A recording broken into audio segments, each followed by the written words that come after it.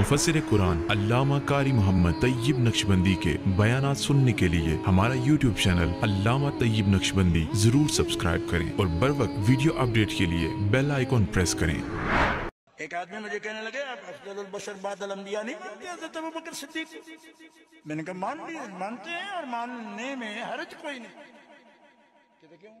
मैंने कहा हर्ज इसलिए नहीं है कि तू मुतमईन है इस बात पर कि सारे बशरों से वो अफजल है हुजूर के बाद। कहते मैं मुतमईन हूँ।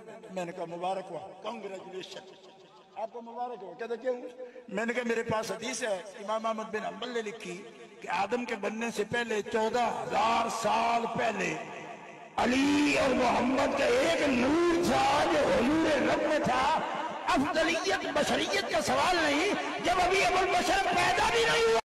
अहले सुन्नत का उसूल है कि फ़ज़ाइल के अंदर जो बातें बयान की जाती हैं और फिर ये अकेली कोई एक हदीस पाक है कि मौला अली का नूर पैदा हुआ उनके नूर के साथ, एक नहीं है। नूर की सब हदीसों पर जरा ला सामने और जरा करके तो फिर बता कि वो किस मेयार पर उतरती हैं और हमारा अकीदा नूर जो हम बयान करते हैं वो जिन बुनियादों पर है उसकी भी जरा लाना सामने। तो ये भी तू हजरत अली से जल गया पागले, ये भी तो नूरे मोहम्मदी के लिए रिवायत लाए इमाम अहमद बिन हंबल। इरफान शाह मशहदी ने जिस मौजू रिवायत को लेकर अहले सुन्नत का अकीदा खराब करने की कोशिश की है उसकी वो हैसियत भी देख लेते कि फ़ज़ाइल सहाबा वो बार बार उठाकर पेश कर रहे हैं, ये फ़ज़ाइल सहाबा है, फ़ज़ाइल सहाबा है, इसमें ये हदीस है। ये देखिए फ़ज़ाइल सहाबा जिल्द 2, इस हदीस को तो उन्होंने पढ़ा है। ये हदीस नंबर है यहाँ 1130 नंबर पर यह हदीस है। हदीस वही है जो उन्होंने बयान की है कि हज़ूर अलैहिस्सलाम ने फरमाया कुन्ना अना व अली नूरन बैन यदैहिल्लाहि क़ब्ल अन युख़लक़ आदम बि-14 अल्फ़ आमिन, वो हदीस है। ये तो उन्होंने पढ़कर सुना दी है, लेकिन इसके नीचे लिखा हुआ है मौज़ूअन, उसी किताब में वो नहीं पढ़ा, वही लिखा हुआ है मौज़ूअन। जी ये हदीस मौजू है। मौजू हदीस को सुनाना हराम है, मुहद्दिसीन ने फरमाया है, मुहद्दिसीन हराम है। मौजू हदीस को सिर्फ इसलिए बयान किया जा सकता है कि उसका मौजू होना बयान किया जाए, उसके सिवा अगर उसको बयान किया जाए तो फिर वो सरकार सल्लल्लाहु अलैहि वसल्लम का इरशाद यहाँ इतलाक होता है कि मन कज़ब अली मुतअम्मिदन फलियतबव्व मक़अदहु मिनन नार औ क़ाल रसूलुल्लाह सल्लल्लाहु अलैहि वसल्लम मन क़ाल अलैया शैअन लम अक़ुलहु फलियतबव्व मक़अदहु मिनन नार, कि जिसने मेरी तरफ वो चीज़ मंसूब की जो मैंने नहीं कही है तो वो जहन्नम में अपना ठिकाना बना ले। फिर इसका जो पहला रावी है उसके बारे में उन्होंने साथ में लिखा है, ये क्यों मौजू है कि अल हसन इब्न अली अल बसरी मुत्तहमुन बिल कज़िब, कि ये झूठ बोलने का मुत्तहम है, ये झूठी बातें करता था, लिखा है। और इस पर यह मीज़ानुल एतदाल है अल्लामा ज़हबी की, वो कहते हैं कि ये बंदा कौन है। ये पहला रावी इसका जिसके बारे में उन्होंने कहा कि मुत्तहम बिल कज़िब है अल हसन इब्न अली अबू सईद अल अदवी अल बसरी यज़उल हदीस, वो हदीसें घड़ता था। फिर जो हदीसें घड़ता था उनमें से उन्होंने एक हदीस ये लिखी है कि कुन्तु अना व अली नूरन युसब्बिहुल्लाहु युक़द्दिसु क़ब्ल अन युख़लक़ आदम बि-14 अल्फ़ आमिन। वही हदीस जिसको शाह साहब पेश कर रहे हैं और उसको वहां मौजू भी लिखा उसके नीचे, और उसका जो पहला रावी है जिसको उन्होंने मुत्तहम बिल कज़िब कहा है उसके बारे में इमाम ज़हबी रहमतुल्लाह तआला अलैह फरमा रहे हैं कि ये झूठी हदीस उसने पेश की है और ये बंदा हदीसें घड़ता है। और अगले सफ़े पर लिखा है कि क़ाल इब्न अदी, इमाम इब्न अदी कहते हैं आम्मतु मा हद्दस बिही इल्लल क़लील मौज़ूआत, जो भी हदीसें उसने बयान की हैं सुवाए चंद के सारी की सारी उसने मौजू हदीसें बयान की हैं। वकुन्ना नत्तहिमुहु बल नतयक्कनु अन्नहु हुवल्लज़ी वज़अहा, हमें यकीन है कि ये सारी हदीसें इसने खुद गढ़ी हैं, यानी घड़ के लोग की तरफ मंसूब करता है मैंने फलां से सुना, हालांकि उसने खुद गढ़ी होती है।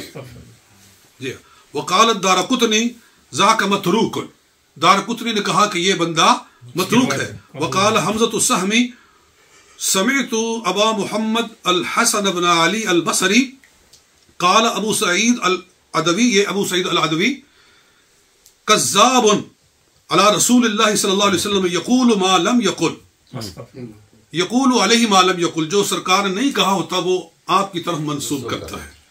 जी इमाम इब्न हब्बान ने कहा लअल्लहु क़द हद्दस अन सिक़ात बिल अशियाइल मौज़ूआत मा यज़ीदु अला अल्फ हदीसन, जो इसने अपनी तरफ से हदीसें घड़ के सिक़ात की तरफ मंसूब की है वो करीबन 1000 से ज्यादा है। 1000 से ज्यादा हदीसों का वज़ा करने वाला ये बंदा है जी।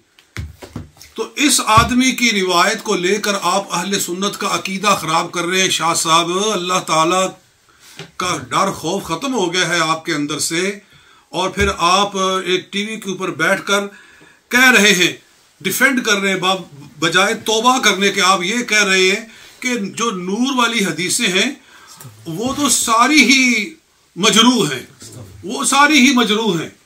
अगर इसकी जरा बयान करो तो दूसरों की भी जरा, दूसरी हदीसों की भी जरा बयान करो। मुझे बताइए वो जो हदीस जाबिर है कि सुइला रसूलुल्लाह सल्लल्लाहु अलैहि वसल्लम अन अव्वल शैइन खलक़हुल्लाहु फ़क़ाल रसूलुल्लाह सल्लल्लाहु अलैहि वसल्लम हुवा नूरुन नबी का, इस हदीस की सेहत पर मुस्तकिल किताबें लिखी गई हैं। मौलाना अब्दुल हकीम शरफ अलैहि रहमा ने मुस्तकिल पूरी किताब लिखी है इस हदीस की सेहत पर, इसके सारे रुवात को उन्होंने उनकी सकाहत बताई है। तो बताइए उस सही हदीस और इस मनगढ़ंत हदीस को आप आपस में जोड़ रहे हैं और इकट्ठे कर रहे हैं, तो आप अहले सुन्नत को के अकीदों को बर्बाद करना चाहते हैं। और इस सिनेरियो में इन्होंने हदीस बयान की है कि तू कहता है कि अफजलुल बशर बादल अंबिया हजरत अबू बकर सिद्दीक है, तो मैं तुझे ये हदीस सुनाता हूं।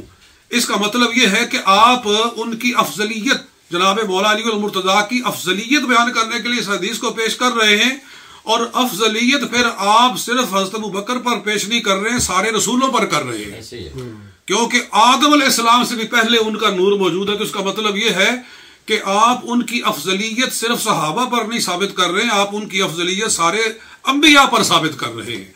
और यही तो शीयत है, यही तो राफिजियत है, इसके सिवा और राफिजी किसको कहते हैं? तो इससे तो वो लाजिम आ रहा है कुफ्र लजूमी। अल्लाह ताला आपको राह हिदायत अता फरमाए। और उलमा कह चुके हैं कि जिस भी स्टेज पे आप बैठकर बात करना चाहते हैं, उलमा आपसे बात करने के लिए तैयार है। मुझे हैरत है, मैं आखिर में कहूं कि वो ये भी कह रहे हैं, वो जो है ना कि हजरत अली मुर्तज़ा ने फरमाया कि लम अजिद अहदन युफज़्ज़िलुनी अला अबी बकर व उमर इल्ला जल्लतहु हद्दल मुफ्तरी। शाह साहब आप पर गला फाड़ फाड़ कर इस कौली अली मुर्तज़ा को बयान किया करते थे और सुन्नियों से माल इकट्ठा किया करते थे। आज आप कह रहे हैं कि इसके अंदर जरा मौजूद है।